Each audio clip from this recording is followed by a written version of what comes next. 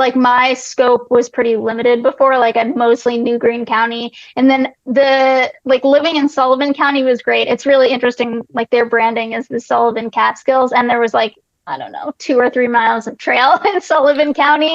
But I enjoyed it, and I did get to explore more of like, Delaware and Ulster counties. I think what you mentioned about just like it being more developed in the Western Catskills and, not flatter, but less like really steep elevation change is true. And it's interesting from a park perspective of where they drew the lines for the park. It's also interesting from a reservoir perspective. Good point. With like, yeah, like how like where they decided to place the reservoirs and like how like where the watersheds were. That was another cool like map feature, is like this is the watershed boundary for this reservoir and this reservoir.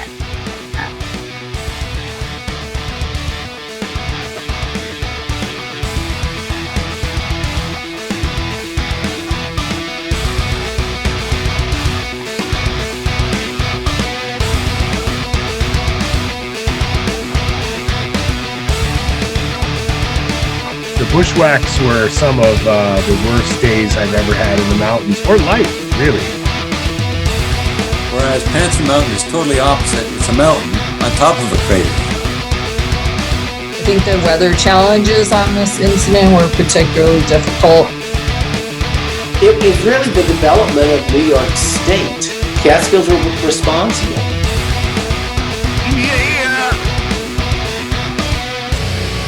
Now you're listening to Inside the Line, the Catskill Mountains podcast. So like flipping on all the switches like a pilot does, 1 1 2 1 2 1 2. You heard everything going on. So much crap that goes on behind the scenes that people don't know, and it's crazy. So Sam, welcome to episode 116 of Inside the Line, the Catskill Mountain podcast. Good to have you here. How you doing? Doing good. Yeah, good to be here. Good. So Sam tonight is going to chat about the All Trails challenge that she completed. She's number 72, correct? Number 50, actually. Whoa. Okay. Yeah. The big 5-0. Yep. Right. I think the Mountain Club has that wrong. I thought I read number 72. Oh, so let me check that really quickly, because I might be wrong on that. But she's going to be here and talk about the All Trails challenge, which brings you into a whole nother world of the Catskills, not just the high peaks, but beyond the high peaks, some flat trails, some trails over in the Western Catskills, up in the Northern Catskills that people don't know much about, long path, way beyond what we have in the 3,500 high peaks. And I'm excited to hear about this because I'm a lover of the small trails, the Western peaks, the Northern peaks. Sam is going to be here and chat about this, and I'm excited. So welcome to the show, Sam. Yeah, thanks. Also, welcome to the show, Tad. Tad's going to be here again. He got some professional gear this time, so now he's going to sound a little bit better than last time. We hope so. I don't know if the commentary will be any better, but it should be more audible, and that might not be a good thing. Well, you know what? I'm glad to have you here, and we're glad to talk about Catskill lovers here, and that sounds a little weird. Sorry, that sounded a little weird, didn't it? Yeah. See the silence. No comment. The silence. So the past couple, once again, I took a week off, and I don't know why. Once again, maybe because I'm pretty sure I had a different schedule change and stuff like that. But we've had a lot of incidents in the past couple of weeks around the East Coast. Sorry about that. With some rescues, and not just only in the Adirondacks, but the White Mountains. Well, there was one fatality in White Mountains. So let's chat about the Adirondacks first. So once again, this type of season, we're in March. We're recording March 19th, and it's that time of uncertainty where you're like, should I bring spikes? Should I bring snowshoes? Should I, go barefoot and stuff like that? It's all of the above right now. And March 2nd, up in Essex County, which is a Keene, forest rangers were called to 2 separate rescues in Johns Brook Valley area. So the 2 rescues were handled with forest rangers, Prazaclo, it was a very, very weird name, assigning 30 rangers while serving as an instant commander. And the first call was at 2:45 p.m. A 61-year-old from Pittsburgh has suffered a lower leg injury on the Ice Trail Saddleback Mountain. Saddleback Mountain is one of the 46ers, so not really easy to get to, approximately 9 miles from the trailhead. Once again, not easy to get to. Lewis also was there. Ranger Lewis was lead ranger. 4:10 p.m., not even 2 hours later, the second call came in. 38-year-old male from Maryland had suffered an injured leg while sliding down the trail, Basin Mountain. Basin, Saddleback and Basin, right around the same area. Absolutely brutal areas. And once again, 30 rangers were there. Weather conditions prevented aviation support because of snow and high winds, and they were prepared for a carryout. At 8:15 p.m., they splinted the guy's leg, the one on a Basin, and wrapped him out in the hyper wraps, kept him warm, and they got out at 12:25 a.m. So once again, that was 6 hours later, and a 4-person backpacking system. So basically, they had him on a litter, 2 people in the front, 2 people in the back, and there's a balance. Once again, being in search of rescue, I know this stuff, and it's not easy. The other rescue got to the location at 8:44 p.m. So that's 6 hours later. Crazy time. They suffered a shoulder injury, and they had to use a high angle rope system to get the subject from the summit. So at 1:50 a.m., they began carrying the person out on a sled system. So basically, not to cause any kind of graphic things, but they had to just sled him out on the ground, bumps and everything. It's what you got to do. So at 7:30 a.m., they reached the John Brook outpost and prepared the subject for ATV transport. So basically, 2:45 p.m. to 7:30 a.m., 15 hours later, they got the person out of there. Yeah, right? Yeah, 15 hours later. So yeah, that's a crazy long time. Yeah. Isn't it? 15 hours. So it shows you how long you have to wait to be rescued by a single person, especially up in the Adirondacks, of course, when you have crazy trail systems that require you 9 miles to get to the subject from the starting point. So what I want to hear about is, what is this high angle rope system that you mentioned?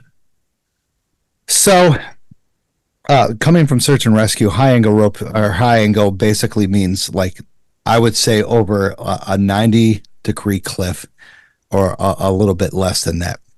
So you basically got to set up a base point on a tree, a well-rooted tree, and then you got to put up target points over the cliff and then down. So this requires time, and it requires precision. It requires everything that you cannot have anything wrong with this, because ropes is everything. It's going to hold up the weight. You have to have checkpoints at every single angle.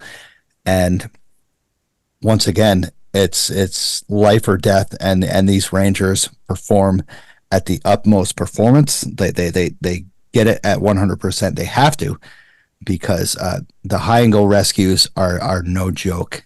And Tad, I know you're a hiker down in the Gunks area. Sam, you probably hiked over there before. You know that somebody that has that area, if you get a rescue down below those cliffs, that there are, I wouldn't say a point of no return, but you definitely need something of a high angle rescue to get you out of there, and it requires times.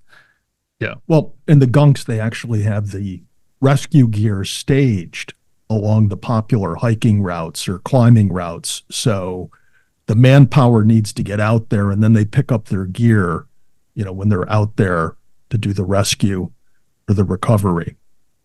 Wow. That's quite an effort. 15 hours lowering somebody over or down cliffs in the middle of the night in the winter. Thank goodness those rangers are trained for the job. Yeah. Dedication 100%. And,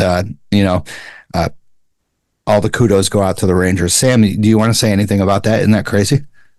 Yeah, I've looked up some pictures just really quick, and yeah, it gave me an image. Definitely would encourage people to Google it. Yeah, that's pretty wild. Yeah, I think the DEC had something about that as well. They had like a little video of when they did the rescue, and there was just howling winds and snow and everything of where they reached the people, and it was just absolutely insane. And coming from a search and rescue standpoint, a point of view that we do this number one to save lives, and we do this number two to help each other out. And hopefully, it's funny. I always find this every time I talk about this. I'm like, how is not social media and the internet empowering people to be smarter on these occasions? Well, you can bring all the gear you want, but if you don't have the common sense to use it, or you're just having an unlucky day, then you're going to run into trouble. Well, how many people have an unlucky day compared to the common sense? Well, yeah, statistically, there's not that many people that have an unlucky day. You see people out hiking all the time. I don't know when the last time was you were called out in the Catskills to do a rescue, but it seems like it's been quite a while. So it has been. You tell us. Yeah, it has been. It has been a while. So luckily we've had great, the forest rangers have done an amazing job to assist in these type of areas, and they've only had their times to do that. So good for them. Awesome job by the rangers. Got appraisal to these Adirondack forest rangers, 30 of them kicking ass. And this is going to go off the record. They should have got volunteers for that. There's a lot of volunteers up there willing to do everything. I'm going to keep that in there. Maybe that'll influence them. Sorry. So another incident that happened, a fatality up in the White Mountains. Once again, the White Mountains are getting hit with all these incidents that happen, not just of injured hikers or injured skiers, but fatalities. A couple months ago, we had a fatality up in the Lafayette Mountain up in the Pemigosset area. And unfortunately, this was back in March 11th, so around 8 days ago from this recording. A skier died, and she fell nearly 600 feet down an icy ravine on Mount Washington in New Hampshire. Mount Washington, the tallest mountain of the White Mountains and the most dangerous mountain in the White Mountains. 20-year-old Madison Stolzberg was killed. She suffered fatal traumatic injuries after falling down the Tuckerman Ravine, which once again, even I know from just the internet and from social media that the Tuckerman Ravine is one of the most brutal hikes in the White Mountains, let alone the East Coast, because of just the weather and the terrain and stuff like that. Once again, rescuers, rangers, fishing game, and volunteers went up 13 inches of snow. Rain, wet snowpack, temperatures drop below freezing and then get back up again. Firm surfaces, light surfaces, just absolutely brutal. And unfortunately, they couldn't get over to the victim in time to save them. I mean, falling 600 feet requires a lot of precision and recovery that you can do yourself. But unfortunately, 600 feet is a very, very good amount of distance. And they couldn't recover this woman, unfortunately. And this is at least, I'm not sure of how many times somebody has died this year in the White Mountains, but it's been a significant amount of times. And unfortunately, sorry if family goes out to the family, but my God, when are we going to learn? Well, she didn't set out that day expecting to have such a tragic event. Circumstances or conditions on Tuckerman's Ravine are certainly variable, and it just takes one icy patch or a bad turn or any other unexpected event, and that's all it takes to launch you into the ravine and the tragedy that happened. Yeah. Sam, have you ever been up in these type of situations? Kind of not situations, but conditions. I've I mean, I skied like turning puckermans around ravine. in those situations. I'll turn around and, hopefully that's Yeah, it's definitely one of those times of when you're just like, this is a great experience. I'm feeling everything. I'm feeling good, but then an unfortunate incident happens, and you might be hit a rock, on your skis or your snowboard and stuff like that, and you flip. I saw a recent reel up on Instagram of that one guy coming down Washington Mountain, the Tuckerman's Ravine, flipping over and over. Tad, I might have sent this to you. I don't know, Sam, if you saw this, but that was crazy. The guy was just like the one guy standing there was like, oh my God, oh my God.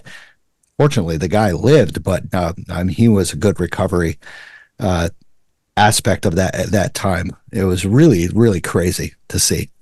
Ted, did I send you that? I don't remember offhand. You do send me a number of things, and I do watch them. And some of these falls are quite spectacular. They make you cringe. Yeah, most of them are mountain lion stuff, though. We don't talk about mountain lions. Not in the Catskills. The DEC will No, come after us. So not at all. Yeah. Mountain lions. I know Sam has encountered at least 50 over in the Western Catskills where they're all trails out. Stay tuned. She's going to tell us all about it. She's speaking out tonight about all of the mountain lion stories from the Western Cats. yeah. Yeah. So let's end this on a good note. All right. Two good notes. So the DEC announces a 2024 iBird New York Challenge. So this is pretty neat. A lot of people have been doing not really challenges, but identifying birds on their hikes and stuff like that. New York State finally brought out something called the iBird New York Challenge for birders of all ages and abilities. They list over 350 birding trail locations. Very many locations are added often. And there are 7.4 million wildlife watchers, 10.8 billion in New York State in 2022 that identified birds, which is absolutely phenomenal because, we have people up on the high peaks identifying birds. We have people in the lowlands area identifying birds, and there's just new birds coming more often, seeing more and more of the Bicknell thrush and stuff like that. And it was apparently launched in 2017, but it wasn't really promoted until once again 2024. 2023, only 1,200 birding enthusiasts completed this challenge, so they're hoping to promote it a little bit more.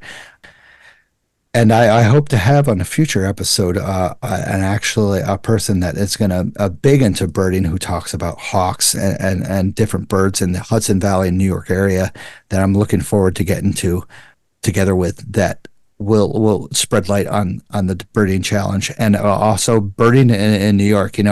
Once you hit that age, I know there's a meme going around all the time. When you hit that 40 or somewhere around there, 30, 45 years old, you're sitting there, you're like, wait, is that a blue jay? What was that? Was that a greckle? You guys got to agree with me, right? Well, I don't know. I thought at first you were directing that at me, the elder of the group tonight, and watching birds as I get elderly because I don't have much better to do with my time. Sam, you do that too, right? Oh, well, that and fly fishing, which I know you're going to have some episodes on. They say the same thing about that. So I'm more on that trend. Sam, Sam is a fly fisher. Once again, you're throwing curveballs at us. Holy crap. We got so much to talk about tonight. We dug into your background, Sam, and we did find one very interesting tidbit, if you might. Two. We'll get it. Two. So we'll get into both of those in due course. Yeah, it's crazy. So like once again, I'm sitting in the backyard sometimes, and I'm just like, wait a minute, was that a catbird? What was that? And then pull out the old. I'm trying to think of what app I have. I have like 5 different apps for this. The BirdNet app, and I'm just like, oh, okay, that was a downy woodpecker, sweet, and then. Once again, I look out the window and I'm just like, what is building a nest in my little thing? Oh, that's a blue jay. Yeah. So New York State launching a bird challenge, an iBird challenge. Check it out. I will post it in the show notes. Definitely dig into it. One last thing. Catskill Mountain Search and Rescue Team is teaching a wilderness first aid and a CPR classes March 23rd and 24th. I will post the link in the show notes, and just a little overview. The Catskill Mountain Search and Rescue Club is sponsored by the 3500 Club, and they are doing a first aid in Arkville on March 23rd and 24th, and it's open to all members and aspirants of the current 3500 Catskill Mountain Club. Priority is given to the 3,500 hike leaders, but they do have a bunch of areas or places open available. Trailbound Project will be there, also a sponsor of the show. Awesome people. They are also offering a hybrid CBR course on Friday, March 22nd at the Catskills Center in Arkville, and it's open to all members and aspirants of the Catskill 3,500 Club. So once again, if you want to dig in, check it out. I will post a link. Send a message to Bill Winterbottom, BW at usdsoftware.com. I will post this stuff in the show notes. So you guys want to get some wilderness first aid, definitely go to this class because it's absolutely awesome. I get my wilderness first aid, of course, from them all the time, being with search and rescue. So, Tad, do you have your wilderness first aid? I was actually first aid certified in my teens through my 20s, and I let it run out sometime in my 20s, and I've been thinking about going back and getting recertified in the unusual event that while I'm out solo bushwhacking in the Catskills, I come across another hiker in need of assistance. So I know to do more than just dial in for help. Yeah. And that's a good point, because, that's why I carry 40, 50 pounds of stuff in my backpack, because you never know what you're going to run into when you're out on the trail, especially these icy conditions in February, March, May, April. We don't know what we're running into in these kind of days, and it's all ice, and you never know. Sam, what are you thinking about that? You tell everybody to do it. Yeah, do it. I did part of a wilderness first aid course, and it was really fun, but it was years ago. So yeah, I need a refresher too. Yeah. It's very fun. You learn so much more than you think you would, kind of, whether you do a splint or, how to go throughout a wound that you didn't know how to repair, stuff like that. And it's very fun. And once again, you contact with your peers. Everybody hooks up and works together.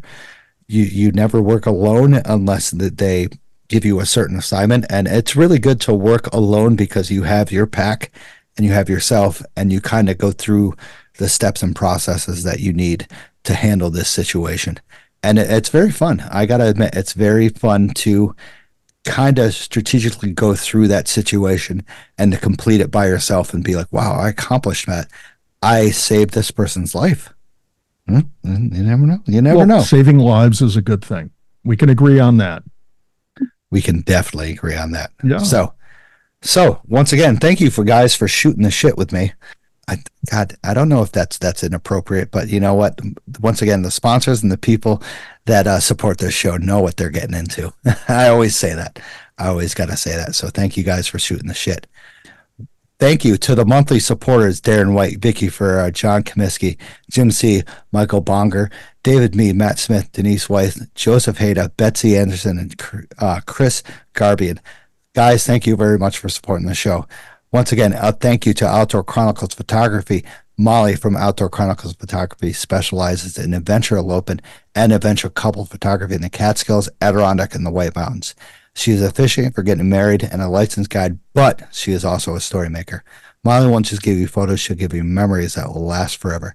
Don't hesitate to get a hold of Molly on all platforms. Also, if you ever wanted to learn more about hiking or backpacking, or even just brush up on some of your old skills in the backcountry, check out Trailbound Project, a hiking and backpacking school. Scott and Joe from the New Jersey Search and Rescue Team have amazing backgrounds in wilderness first aid, wilderness first responder, and Mountain Rescue Association, and they are here for you to learn old and new skills of hiking and backpacking. They teach you anything from first aid, map and compass, and many other skills that could help you and others while out on the trail. Check them out on their website and all social media platforms. They have spring and summer dates and events currently available. They are scheduling everything, so check them out. You can learn anything from the Trailmont Project. So, you guys drinking anything tonight? Tell us all about it, Sam. Come on. I'm not. No. Not. I what I wanted to be drinking was Left Bank ciders, but it turns out that they're closed on Tuesday. So yeah, sticking with water tonight. Say that again. Left Bank Ciders? Yep, Left Bank ciders in Catskill. Yeah. Left. I've never heard of that. Tad, have you? Not at all. Haven't heard of it at all. Wow. Ciders is my kind of deal. So Yeah. nice. And we know not to go there on a Tuesday because according to Sam, they're closed. Every place is closed on a Tuesday. It sucks. Westkill is only open 3 days a week. Tad looks like he's having a coffee or something right now. What are you having, Tad? Yeah, I'm having a hot cup of coffee. End of the day. I know it's going to be another long session here tonight. I don't have the marathon stamina like you after doing 115 shows. So I have some hot brewed caffeine. 7:30, you're having a caffeine? Yeah. I'll be in bed by 8. I'll be in, the older you get, the earlier you go to bed and the earlier you wake up. It's just a fact. Yeah, but still, at 8:00. So we're basically gonna see you passed out in the chair. Like Sam's gonna be like, I'm disappointed in this guy. Wicked. But once again, I'm trying a new thing. 1911 Honey Crisp Hard Cider. Once again, I love the hard cider. Sam, thank you for pointing that out. I'm gonna let it get that. But this is absolutely delicious. I always, once again, on all my ciders and kind of the brews, I check out the sweetness. I like very sweet. I don't like something that's just like kind of goes down and just tastes like wood, basically. With a hard cider. You like your cider like Kool-Aid. That's what we're hearing. Exactly. That's not a cider, it's a Kool-Aid. Nothing wrong with that, is it? I suppose not. Yeah. As long as it gets you a little buzz, you won't complain. As long as it feels good, right? Yep. All right. So, previous hikes or lame excuses, once again brought by Tad. Tad brings out the lame excuses kind of thing. How about, Sam, let's start off with you. Any previous hikes you want to chat about? Yeah, I was like, oh, they had to rename this section just in time for me to give a lame excuse. I haven't been out hiking much. I've been running with a group from Instagram, Northern Catskills Athletics. That was fun. A bunch of us live in Durham, and we ran up to Windham, which was a lot of elevation. But my knees survived. I survived. Happy to report. So you ran up to Windham. What was your route? Just like the roads, yeah. Although we could have actually taken the long path. So maybe looking forward to that once, the ground allows for it. So are you going to be the one that challenging that basically you flatter liners basically need to take some elevation gain? Well, the elevation gain was still there, but it was just like road versus trail that, was the difference. Where did you start from and where did you end, by the way, if you don't mind me asking? Yeah, so there's a tiny town in Durham called Cornwallville, and they have like a post office. It was kind of near there. And yeah, we ran right to Wyndham Diner. As soon as we made the turn onto 23 in Wyndham, just snow right in our faces, which is always a good ending. We were like, yep, let's go to the diner. We're not trying to hit a certain mileage, just want to be warm again. So you went from the valley up to up to the middle of Wyndham. So I'm sorry to say that's basically almost like mountain climbing. You're just kind of running it. Yeah, it was fun. Yeah. So I wouldn't say that's a lame excuse at all. Yeah. Not hiking. It's not the same as being in the woods, but it'll work. Correct. Any, why are you doing training for something in the future? No, really just getting together with people was the motivation. I probably will keep running with them, but nothing specific. I already did a marathon. I don't want to do another one. One was enough.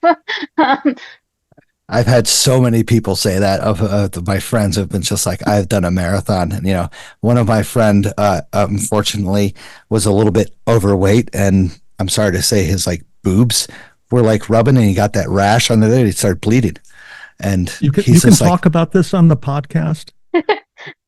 What's going on here? Yeah. No Holds Bar podcast. And, You're taking it to a whole new level. I am. And, it's reality. Chafing is huge, whether you're hiking or running. And I'm keeping my chafing to myself, buddy. We're not going there.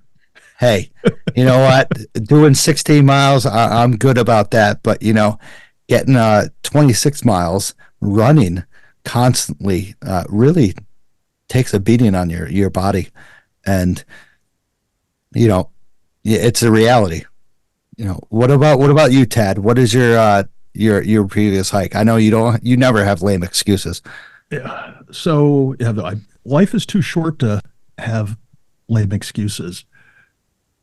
So this past weekend on Sunday, I headed up to the East Branch of the Neversink and set out to hike all the way to the place at which the East Branch forks and heads either up Slide Mountain or into the saddle between Balsam Cap and Friday.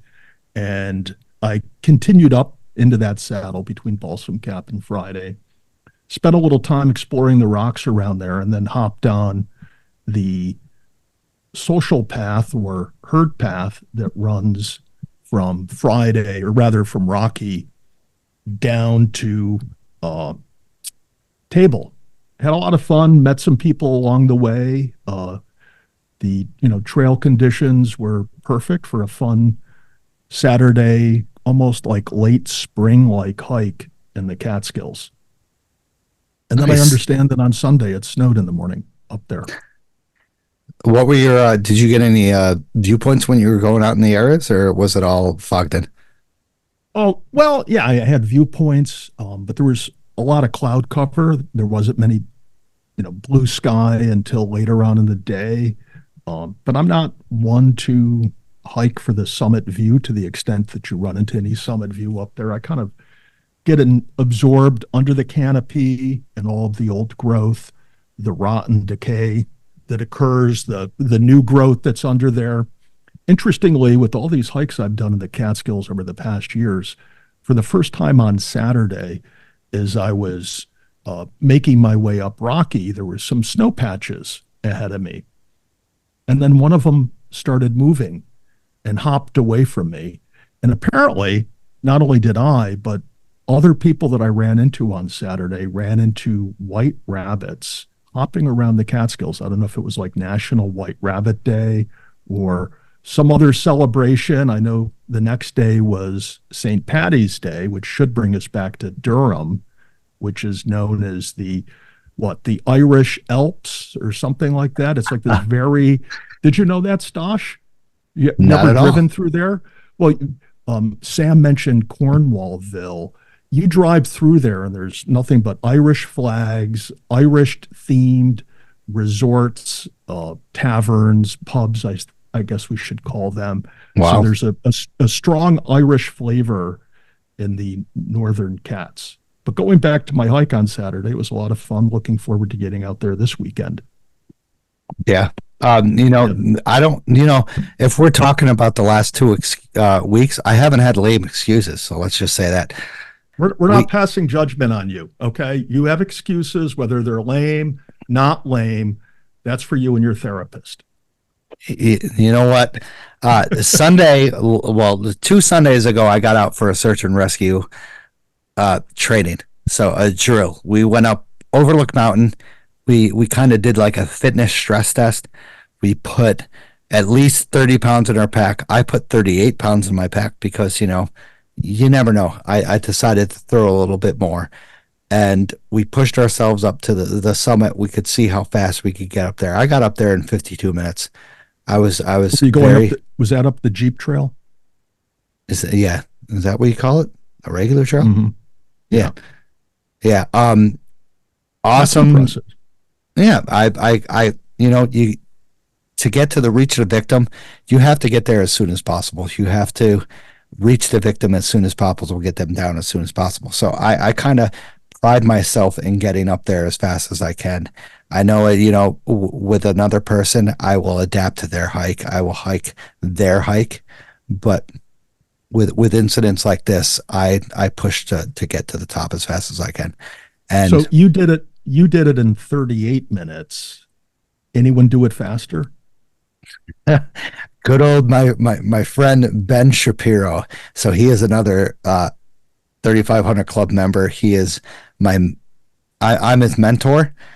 And this guy is young. I forgot how old he is, but we're hiking with him. There's three of us together, and all of a sudden he starts inching up bit by bit, and then all of a sudden he's gone.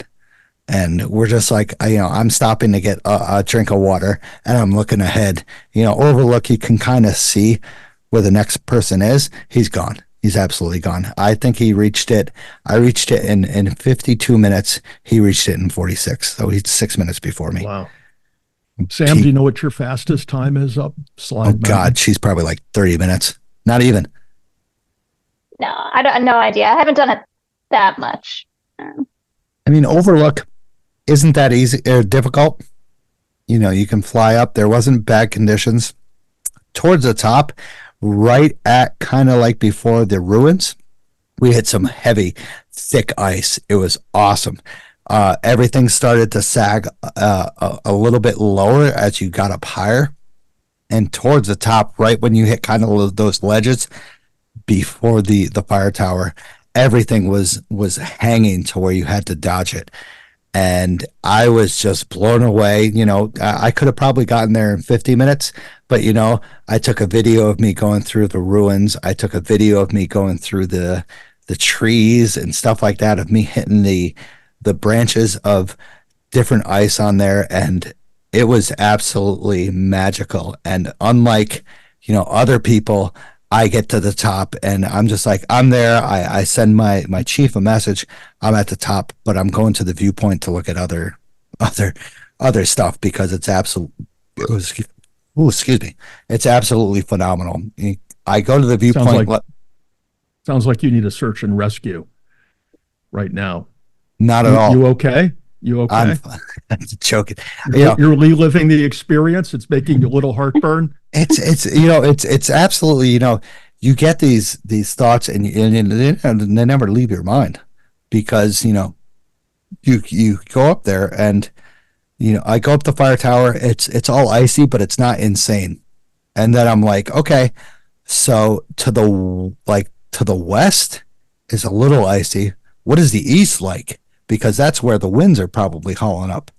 So I go over to the viewpoint, and as you start going down to that viewpoint that leads over the Hudson Valley and you can see the Ashokan, these trees start to get 2 inches thick of ice. And I am almost crawling on the ground to get below this ice. And there's a guy ahead of me with his dog, and his dog is, of course, dodging everything because he's, below the thing. But this guy is hitting everything, and he's just like, he looks back and goes, this is insane. And we get to the viewpoint. I take a video and a picture, and then I turn around, and you look at the trail, and it's just engulfed in trees, and you can't see anything but like a little part of the trail, because there's 2 inches of ice on these trees. And just absolutely phenomenal weather and a time. We meet people, we greet people. Everybody's wondering if we're saving someone at the top of the mountain because they see all these yellow coats and CM SAR stuff on them, and they're just like, what's wrong? It's okay. It's Overlook, but we're not saving anybody. But you definitely, if you want to go for experiences in the Catskills and to see all different types of varieties of hikers in the Catskills, definitely go to Overlook. Because we saw people with spikes on, we saw people with packs, and then we saw people I saw one person with a denim jeans jacket that kind of just above her waist. And I was just like, I look at her, I'm just like, you're going to probably make it up halfway and then you're going to get really cold. And she's like, I'll be fine. I'm like, I'll be here to rescue you. Didn't happen, but. And with that said, just a friendly reminder, I have never hiked up Overlook Mountain. I've been everywhere else, it seems, in the Catskills, but to date, I have not been up Overlook, and it's maybe to avoid seeing hikers in denim jackets. You know what? If this was a sounds like a search and rescue podcast, I'd do the shame part. Because if I finish the 100 highest, I'm finishing it on Overlook. Sam, you got to agree with me. That view beats any other in the Catskills. Ooh. It's pretty great. It's you can see the Blackheads, you can see Indian Head Range, like the Devil's Path, and then you go over and the massive Burroughs Range, and then you go over to the Ashokan Reservoir, and then you go over to the Hudson Valley. And you know what you can't see on the top of Overlook? Hunter? You can't see me because I'm not up there. Outrageous. Unbelievable. That's shame. I'm sorry. I'd steal that from those search. I think that's a copyright infringement. It is. I'll have to ask Stomp. Stomp is a good friend of mine. I'm going to ask him if I can use that. Awesome experiences. Of course, the previous hikings, check out anywhere and everywhere in the Catskills. So we're going to talk about some volunteering. 3500 Club starting to do their Trailhead Stewards. And of course, Saturday, April 20th, 420. Long pause. That is the greatest date ever. 4/20/2024. They're going to do trail maintenance on the Peekamoose Table Trail. 3500 Club. Help them out. You don't have to have any skills. They'll bring anything that you need. So definitely come out and help the 3500 Club on the Peekamoose Table Trail. They probably got a couple blowdowns to do, and we'll definitely support them. As well as the Catskill Trail Crew. They're coming out with their list as well for the new season. Catskill Mountain Club, Visitors Center, Jolly Rovers Trail Crew just came out with their list for the season for you to sign up. Brelmy Mountain Fire Tower up in Delhi needs some volunteers for stewards. I'm going to be volunteering for that as well. Also, if you need stickers, go to Camp Catskill in Tannersville or send me a message. It doesn't matter what social media platform, send me a message and I'll get you those out to you as soon as possible. Tad, I don't think you've asked for them. Oh, I have 2 stickers. You gave them to me when I was a hypothermia victim with one of your SAR trainings. Yes, unfortunately. Now, Sam, do you have your stickers? Yeah, I know where one is. I might have another one, but I put one on the mug and that's it. Excellent. Sam was actually a supporter of our Alzheimer's Association day, the longest day hike, correct? Yep. Yeah, she represented. Did you raise some money, didn't you? Yeah, that surprised me. I didn't think, usually I'm not great at that, but I think I did all right with that one. Yeah. You killed it. We raised over I'm pretty sure over $1,000 of money to the Alzheimer's Association. I was surprised. Sam came through, definitely. So thank you very much, Sam. Yeah, thanks for organizing. That was awesome. It was a good time. I wish you could have joined me on the hike, but I remember you had other plans, didn't you? Yeah. Maybe next year or this year it happens again. This year. Yeah, right? This year. Wow. That's crazy to say. So let's talk about some weather forecast. I got to make a new intro for this, the weather forecast. We definitely have some weird, decent stuff going on this weekend. So Friday, some clouds around 21 degrees with a 10 mile per hour wind chill, which will bring it down to 1 degrees. And then Saturday, throughout the day, there's going to be some light snow and then going off into some cloudiness probably later in the evening. A high of 32, but a low of 14. So wind chill would be definitely a factor in those days. And then Sunday, we have sunny skies, clear sunny skies with a high of 19 and a low of in the morning, -6. Of course, that'll be when the sunshine is not out, but regular temperature of around 21 to 30 degrees with a wind chill down in the lower 20s. So Saturday and Sunday looks like a good day to get out. Once again, bring your spikes and whatever you have, trail crampons, micro spikes, hill sounds, anything helps out, especially out on these trails, because we have significant amounts of ice all over the Catskills. It's just ice galore, and we've dealt with this for a while. Snow has been rather I don't know what to say. It's just been very, very various within these days. The snow has been absent this winter. Unfortunately. This time last year, we were breaking trail. We had fresh snow for a couple of weeks at, the latter part of February into March. This year, nothing. Yeah, we had a recent snowstorm in these past days last year, and not this year. It just doesn't seem like we're going to be getting one, right? It seems like winter is ending for the season, moving on to spring. Yeah. So the question is, do you pack differently going into the woods now? What about you, Sam? Are you taking gear out of your backpack this time of year, or are you still going in with your full winter kit? Yeah, I mean, full winter kit. I only have micro spikes. I don't have like hill sounds or crampons yet, so it limits me a little bit, but I definitely bring it all. Yeah, it's definitely, at this time of year, I still have the snowshoes in the car always. They're I kind of forget about them, so they're in there 24/7. And I need them, I don't. And I always look for the trail conditions, of course, on social media and different web pages and stuff like that. But they're always there. The trail crampons, I have a set of trail crampons, I have a set of micro spikes, and I have another set of trail crampons in case somebody else needs them. And it's just the way I roll, and it's safety first. Really, that's my whole thing, is safety first. Yeah. So let's skip some Catskill Mountain history. I don't have any Catskill Mountain history. Sorry. What? No Catskill Mountain history? We're 48 minutes into this. I don't want to hear about Catskill Mountain history. We're moving along, folks. We're stepping on the accelerator, going to the next segment.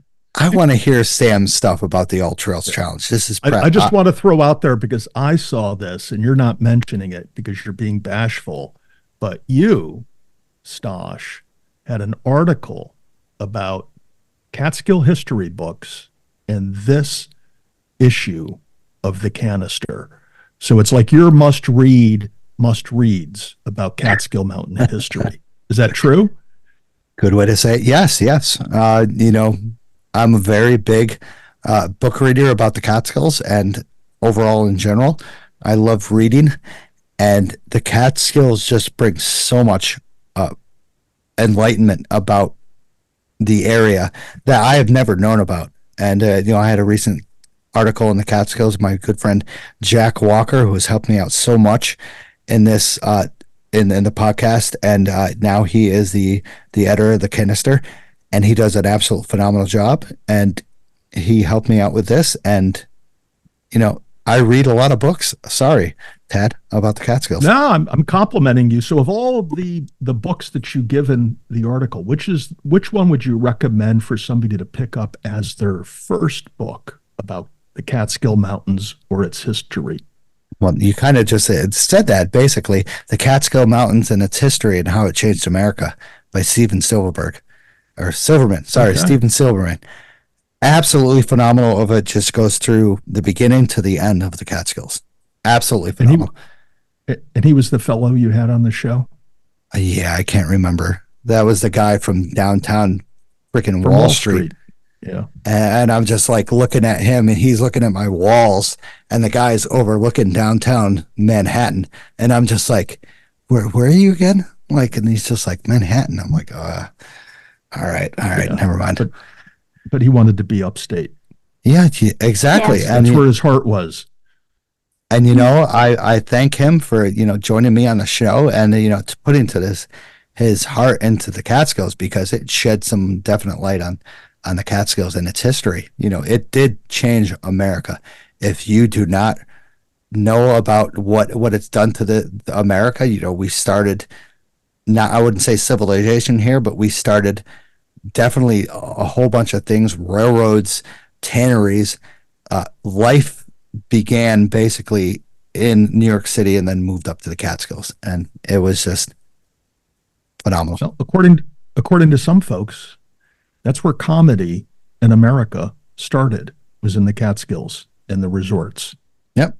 But we can save that for another episode. We definitely will.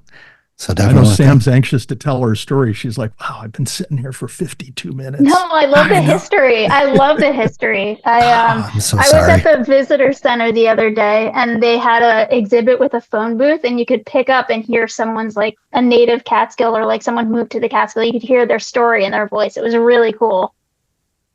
I was just there Saturday. I didn't know about that. Yeah, it's like tucked in the back there. Yeah. I actually only use that for the bathroom. Sorry, Catskills Visitor Center. But, I love that place. I actually bought a couple of books there and a hat and a patch. I bought a patch for Alex that completed the Catskill Fire Tower Challenge. But I didn't know about that. I'm stopping there now to check out the phone booth. Thank you, Sam. Really appreciate it. It's more than just a bathroom stop. We have very limited bathrooms in the Catskills. We all know this. All right. So last set of sponsors. Is it time for some new gear or hiking in the Catskills? Say no more. Camp Catskill in Tannersville has all your hiking needs. Footwear, socks, moisture wicking shirts, freeze-dried meals, Catskill merchandise, and more. They have all the essentials for your hiking needs. Located in Tannersville and online, check out Camp Catskill. If you want free stickers, stop here. Also, if you already hit the trails, make sure you take the scenic route. Our guides are helping you to your goals, big or small, like Marcy or Slide or Along the Swords. Check out Scenic Route Guiding and Gear Rentals on Instagram and Facebook for more information. Also, if you mention the podcast, you can get 10% off. Use the code Mountain Lion. Check out Another Summit, a nonprofit program that leads outdoor adventures and activities for veterans and first responders for free. Activities like walking or hiking or even backpacking and paddling trips. Check out anothersummit.org for more information and dates for future events. So my dog, my corgi, is sitting right out to the side of the door. Like, I can hear him sniffing. He's like, who is he talking to? Who is this guy talking to? You think through 116 episodes, he would know who I'm talking to. So let's get on to the guest of the night. Let's go. So Sam Cash is here to talk to us about her experience in doing the All Trails Challenge. Now, the All Trails Challenge is completing every single trail that you have in the Catskill Park. And Sam, correct me if I'm wrong, 372 miles, correct?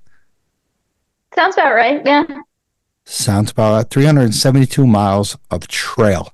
Now, this brings you not only to the high peaks, but every other place beyond the high peaks, which I like to talk about because I like to bring people beyond the high peaks because there is so much more than the high peaks. And Sam is going to here to talk about that. And we just welcomed her to the show, and I can't wait to hear about her story. So welcome to the show, Sam. Yeah, thanks. It's a really great challenge, definitely. I actually did it before I did the high peaks. I think it can be even a little less intimidating for people. Mileage wise, it's not, certainly, but why are we making more trails when we have plenty already made that we could go hike? Yeah. So you did the All Trails Challenge before you did the 3,500. Yeah. That is absolutely insane. I've never heard that before in my life in the Catskills. Ted? Yeah, that caught me off guard. At first, I had to process the fact that it was actually possible to do because, that's right. Some of those herd paths aren't technically trails, so they wouldn't be part of the All Trails Challenge.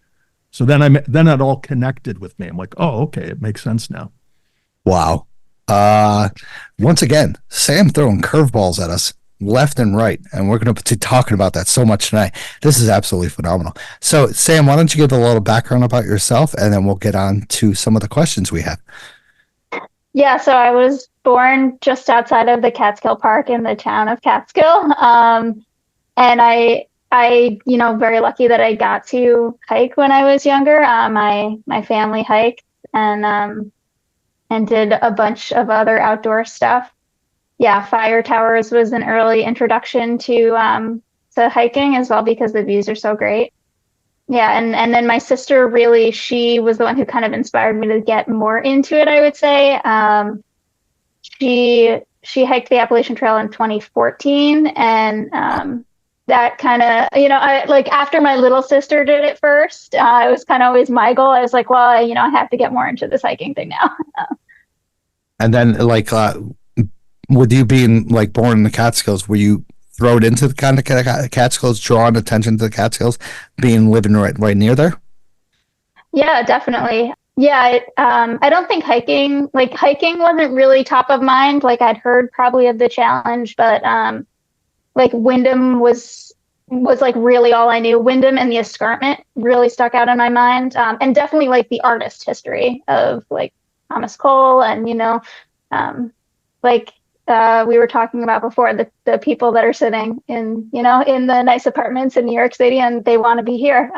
Definitely feel lucky to always have been here. Absolutely. So, like, now you talk about your little sister doing the Appalachian Trail. Now you threw once again a curveball to me a couple days ago, saying that you did the Appalachian Trail, correct? Yeah, so that was in 2018, and my All Trails was in 2019. So that's why, like, a lot of people I think don't realize the challenge that the Catskill is with the Bushwhack peaks. But like my sister did basically all of her, Catskill peaks and the Adirondacks and the Appalachian Trail like before I did. So I had her perspective of like, the Bushwhacks are tough. It was tougher than the Adirondacks because the informal trails in the Catskills are actually, they're not a really well-defined herd path. And it, like, frankly, I was just like, I followed a trail, from Maine to Georgia on this Appalachian Trail hike. And when I got back to the Catskills, it was like, well, all trail sounds doable. I don't want to have to learn map and compass right away. I just want to hike. Wow. How did your sister I hate to ask this all the time. But how old? What's your age? Yeah. So I'm 35. I did the AT for my 30th birthday hike. Oh wow, absolutely phenomenal. And how old was your sister when she did it? That's a good question. Definitely younger than me, because it was earlier, and she was younger. She had just gotten out of school, which is a really popular time to do it too. Not a lot of people do it for like their 30th or 40th birthday. But if you meet people that do, you bet they have a good story. It's a lot of after college and early retirees. And what was your experience on the Appalachian Trail? Yeah, it was really cool. I did it a weird way. So my sister also did it a weird way. She did it southbound, started in Maine. Really like, really like not a wise move. And she hadn't done like the high peaks and stuff yet. Same as me, like the through hike came first and then all of the like serious hiking after. So she really didn't know what she was going into. I drove her there. Just so many stories from like, I lost a sock. I hiked up Katahdin with her so that she wouldn't have to carry it back. And I lost a sock. It was, but she survived and she really liked the southbound experience because I think actually similar to all trails, like the typical AT experience is going from Georgia to Maine. That's what most people do. And doing something different, you get a totally different experience. So I didn't really want to start southbound because I saw how horrible it was for her. I did what a lot of early retirees do. It's called a flip-flop. I started in the roughly middle in Harpers Ferry, West Virginia, hiked north. So it's a great way to start because it's pretty flat. And especially I was training in the Catskills. When I got to West Virginia, I was like, this is sweet. And then hiked north. And then after that, traveled by, however they have trains back to West Virginia and then hiked south and finished that way. It's really interesting. Like Georgia, you can really see the changes in the land. Like the campsites are just huge. It was really weird for me because there wasn't a lot of people, but you could tell like, a lot more people like a lot more people use this section of trail than any other section of trail, because the first 100 miles they all start there and then they quit after, What's that tree called again? Where they hang their shoes because they're done? Is it the boot I tree? don't know. Yeah. I think Mo told me about Maybe that. just Is 'cause, where like, where they're like I've done with they've hit 100 miles and they're like absolutely not. I can't do this.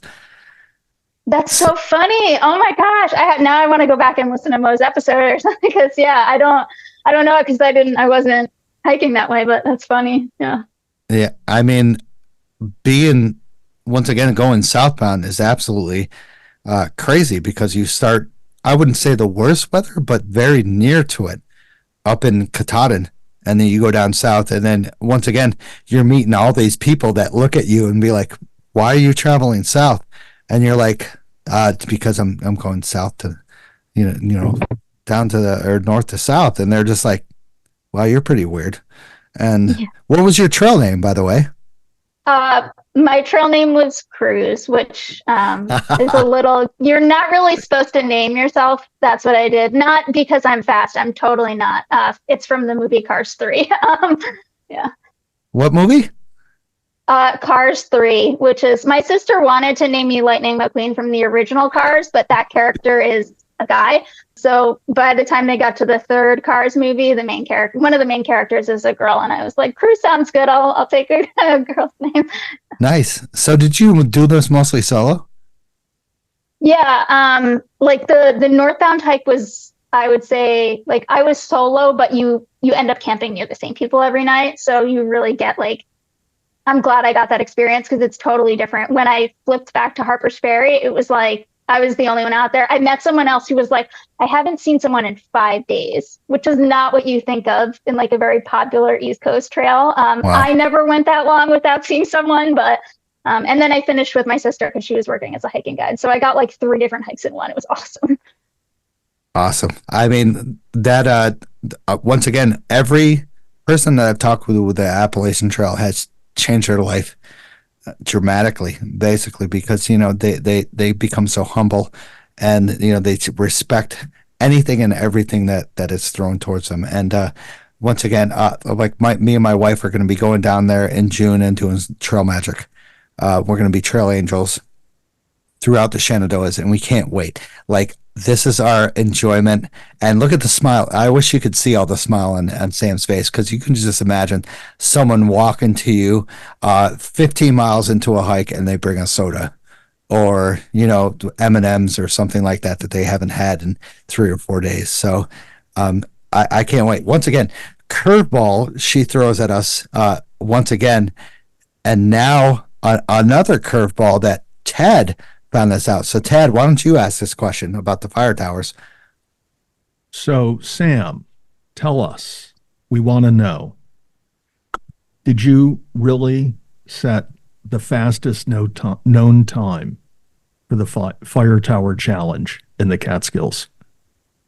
Yeah, well, I mean, I think the distinction is I set the first female fastest known time, and someone has beaten it. And I think that was the intent, was like, wow, there's not a female that's done this. I better do it so I can be, so I can put it as the fastest, when really I was just the first.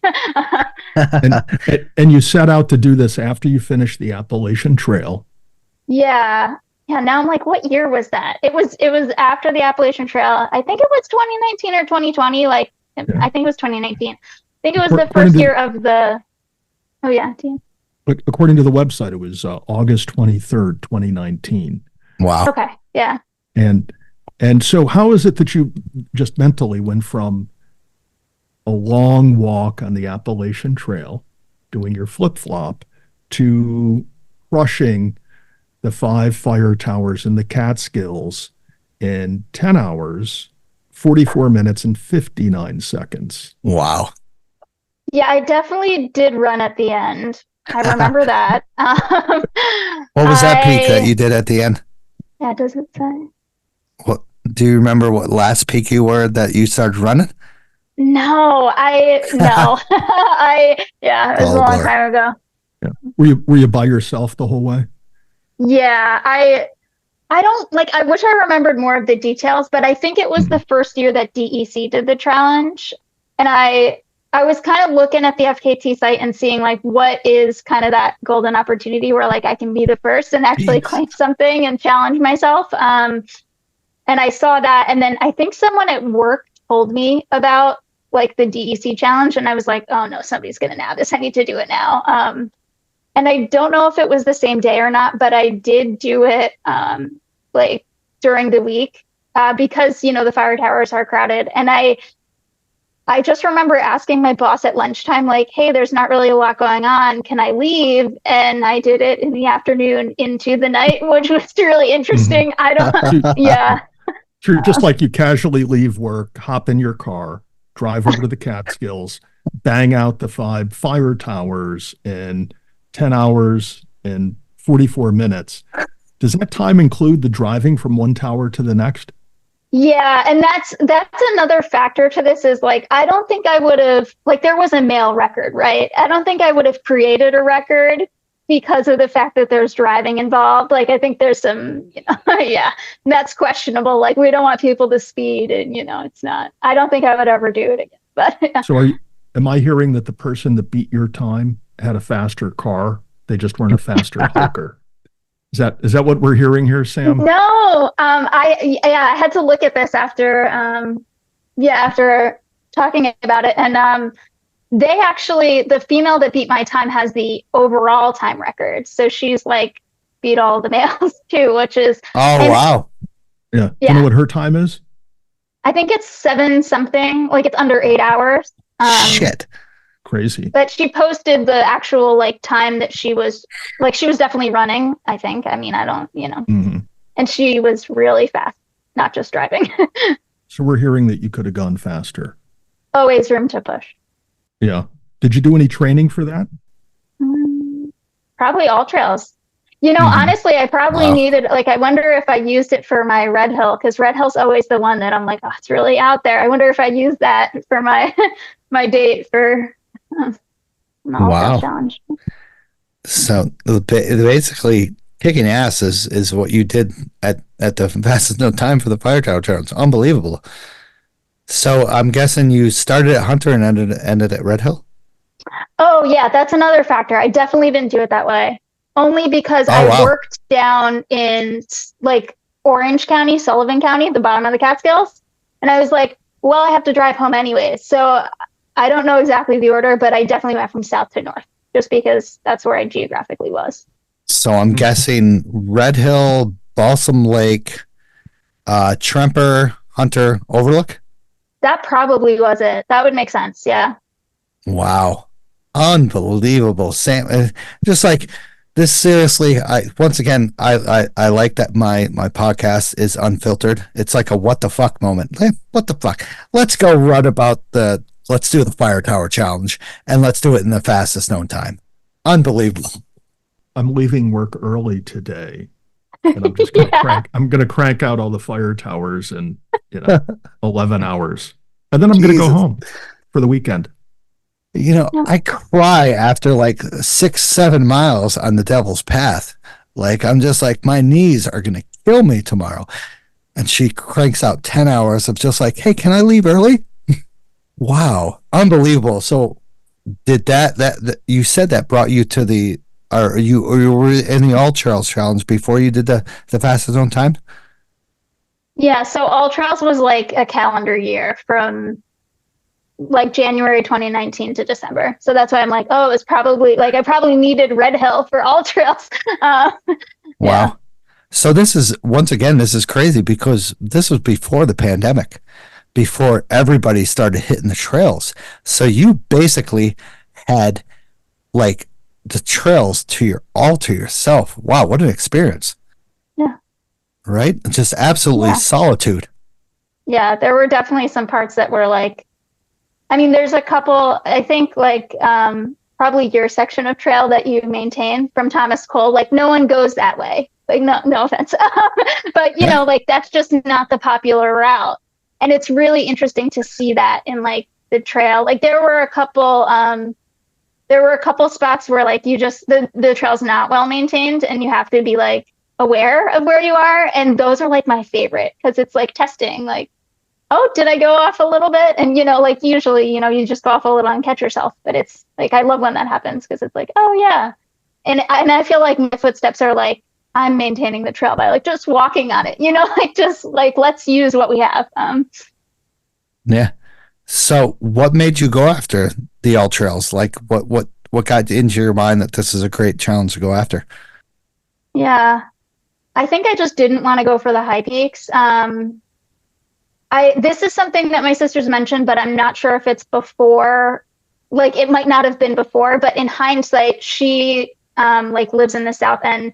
Her home kind of like mountains are the Smoky Mountains and the Smoky Mountain National Park, which is one of the most visited areas.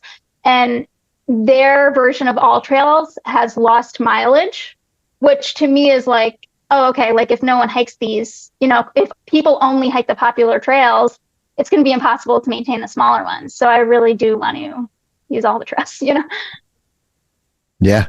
And to hit this before the 3,500, it's to me is absolutely insane because most of these people that I know that have done the all trail challenge has already hit the 3,500, have done the, what else is there, the 100 highest and stuff like that. And then they're like, yeah, let me go after the all trails challenge. But did you have any expectations before you started this or when you were doing this? I did expect like different levels of usage on different trails.